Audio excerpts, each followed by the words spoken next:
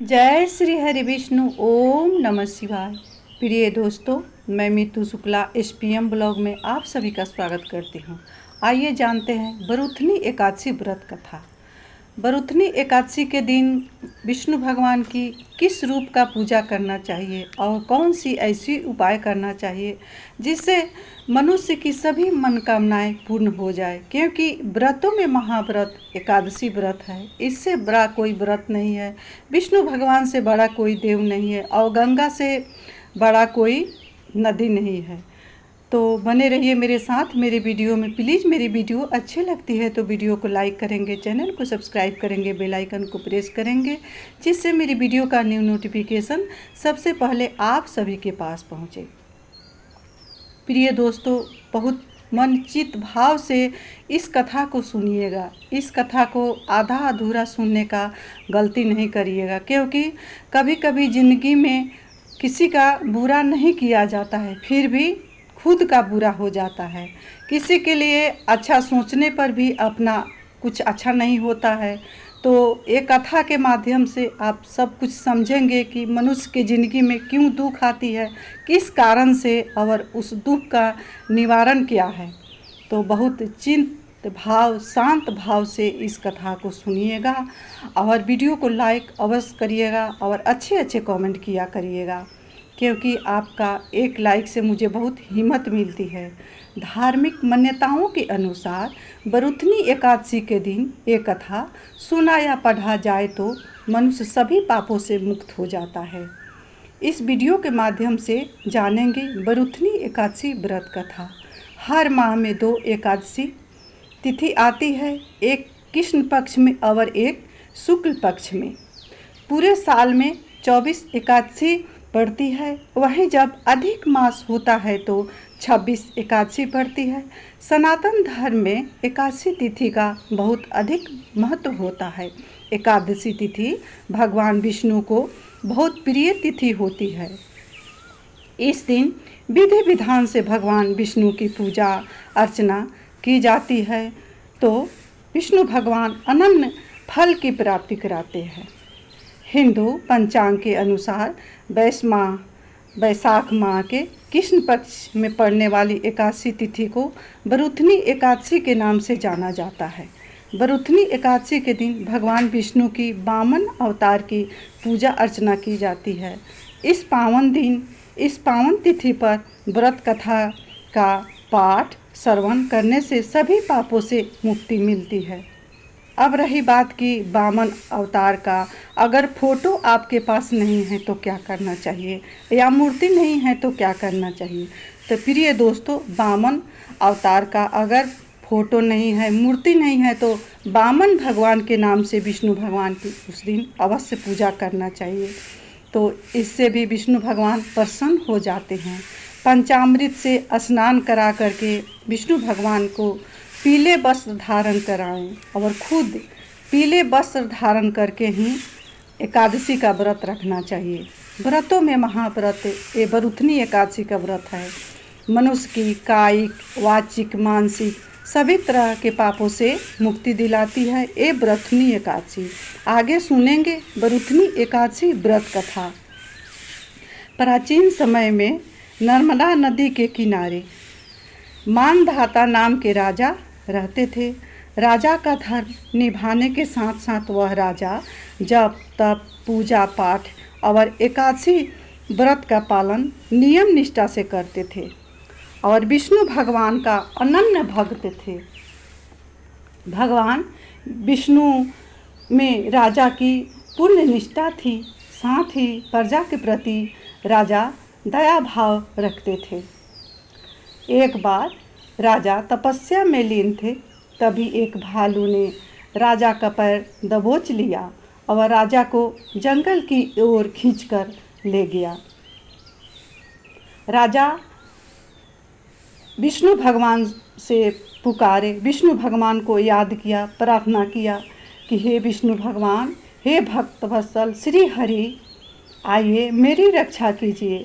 भक्त की पुकार सुनकर पहुँचे भगवान विष्णु ने और अपने चक्र से भालू को मार डाला, लेकिन राजा का पैर नोचकर भालू ने खा लिया था। इस बात का राजा को बहुत दुख था। राजा को असहनीय पीड़ा हो रही थी, जिस पीड़ा के कारण राजा व्याकुल थे। राजा को दुखी देखकर विष्णु भगवान ने कहा कि हे राजन, भालू ने तुम्हारा पैर काटा है। वह तुम्हारा पूर्व जन्म का पाप है, जिसकी सजा तुम्हारे इस जन्म में भुगतनी पड़ रही है। राजा ने इससे मुक्ति पाने का उपाय पूछा। राजा ने बोला कि हे वत्सल भगवान विष्णु, आप कोई ऐसा उपाय बताइए कि मेरे पूर्व जन्म का जो भी पाप कर्म है सो धुल जाए। विष्णु भगवान ने कहा, हे राजन, तुम मेरी 12 अवतार मूर्ति की पूजा बरुथनी एकादशी का व्रत धारण करके करो। इससे तुम्हारे सारे पाप कट जाएंगे और व्रत के प्रभाव से फिर से तुम्हारा पैर पहरे के तरह हो जाएगा। और इसके बाद राजा ने बरुथनी एकादशी का व्रत धारण किया तो राजा का पैर फिर से सही हो गया। इसीलिए सभी पापों से मुक्ति पाने के लिए बरुथनी एकादशी का व्रत अवश्य करना चाहिए। उस दिन कुछ नियम ऐसे हैं जिसका पालन कर लिया जाए तो मनुष्य की आदि भौतिक दैविक सभी तापों से मुक्ति मिलती है और विष्णु भगवान के साथ माँ लक्ष्मी की भी कृपा बनी रहती है। पहला नियम, सुबह जल्दी से उठे एकादशी के दिन। और उस दिन सबसे पहला नियम, आप अगर व्रत रखते हैं तो उसका पालन सही ढंग से करें। उस दिन गुस्सा ना करें, किसी की निंदा चुगली आदि से बचें, क्योंकि निंदा चुगली अगर करेंगे, व्रत भी रखेंगे तो आपका जो व्रत है वो निष्फल हो जाएगा, उसका कोई फल नहीं मिलेगा। इसीलिए इसका पूर्ण ध्यान रखना चाहिए कि किसी का फालतू बात ना करें उस दिन, और विष्णु भगवान का मन ही मन जाप करते रहें। 11 अक्षर का जो मंत्र है, ओम नमो भगवते वासुदेवाय नमः, ये मंत्र सिद्ध किया हुआ मंत्र है। ये 11 अक्षर का मंत्र सभी तापों से निकालने वाली है और मनुष्य को मुक्त करने वाली है। अपने पाप कर्मों से मनुष्य अवश्य ही मुक्त हो जाता है। तो मन ही मन इसका जाप अवश्य करना चाहिए।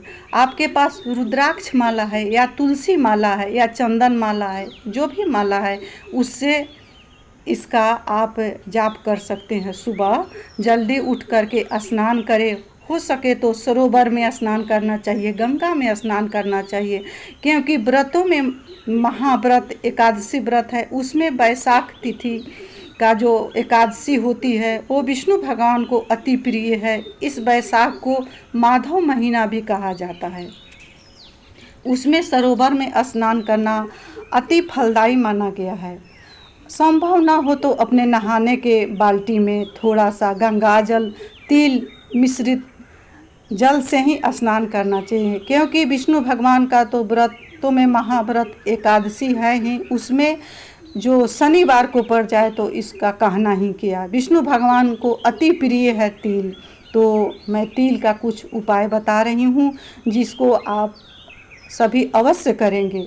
सबसे पहला, क्योंकि विष्णु भगवान को अति प्रिय तिल है, शनिवार का जो तिल होता है विष्णु भगवान को चढ़ाया जाता है, तो विष्णु भगवान तो प्रसन्न होते ही हैं, साथ साथ पितृ लोग भी प्रसन्न हो जाते हैं। तो इसलिए विष्णु भगवान को उस दिन गंगा जल तिल दूध घी 5 तरह के जो पंचामृत होता है उससे स्नान कराएं और विष्णु भगवान को तिल अर्पण अवश्य करें, क्योंकि तिल से बनी हुई मिठाई का भोग लगाएं। शनिवार दिन पड़ रहा है, शनिवार को विष्णु भगवान का दिन ही माना जाता है, कृष्ण वासुदेव का ही दिन माना जाता है। ये शनिवार कृष्ण वासुदेव का ही वार है, तो उस दिन विष्णु भगवान को तिल अर्पण करें और तिल मिश्रित पानी से अभिषेक करें। विष्णु भगवान को लड्डू गोपाल हैं तो उनको अवश्य ही उस दिन स्नान कराएं, पीले वस्त्र धारण कराएं, खुद पीले वस्त्र पहन करके